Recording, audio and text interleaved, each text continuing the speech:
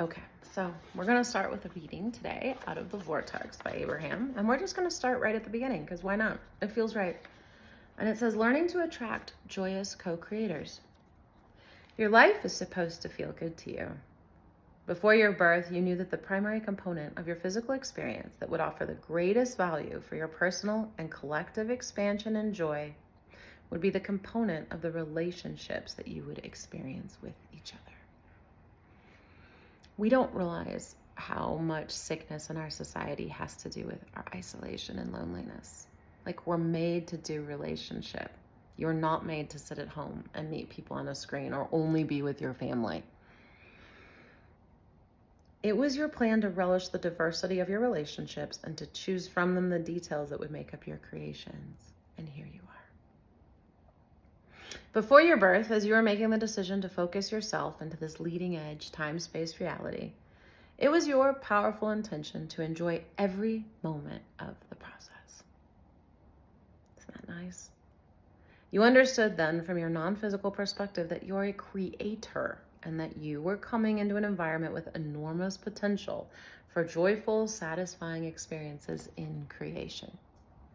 When we reframe this reality as being about creation and learning and fun, it becomes a whole different possible experience, and also becomes easy to realize how there is death and destruction because you're making it up.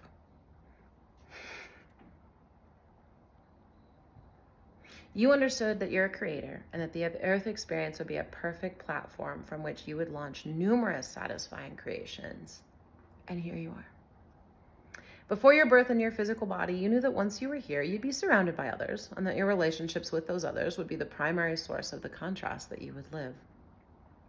You understood also that these contrasting relationships would provide the very basis of your personal expansion, as well as the very basis of your enormous contribution to eternal expansion. Do you know you're making a big contribution to eternal expansion? Because you are. And you eagerly welcomed your interaction with all of them. And here you are. There was nothing in your plan about being here that included struggle or hardship. You did not believe that you were coming into a physical form to right past wrongs, or to fix a broken world, or to even evolve in the sense that you were currently lacking in something.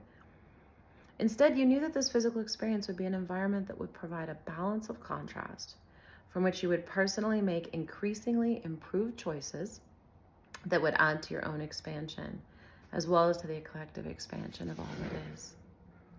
You knew that this world of contrast would induce in you the expansion that literally puts the eternalness into eternity. And your appreciation for the contrasting environment on planet Earth was so enormous, for you understood that contrast is the basis of expansion, and that the expansion would be joyous. And here you are. Before your birth into your physical body, you knew the value of variety and of diversity. For you understood that every new preference, desire, idea would be born from that contrast. So the more exposure you could get to new ideas, the more options you have. I think one of the hard parts about realizing that you need to be, like, a lot of people think they need to be affiliated or part of a group in order to matter, and they want everyone to be part of that group, and they don't realize that in order to be part of that group, there have to be other groups. So if you love your group, you have to love the other groups that disagree with you, or you wouldn't have a group. That's the meaning of love thy enemy.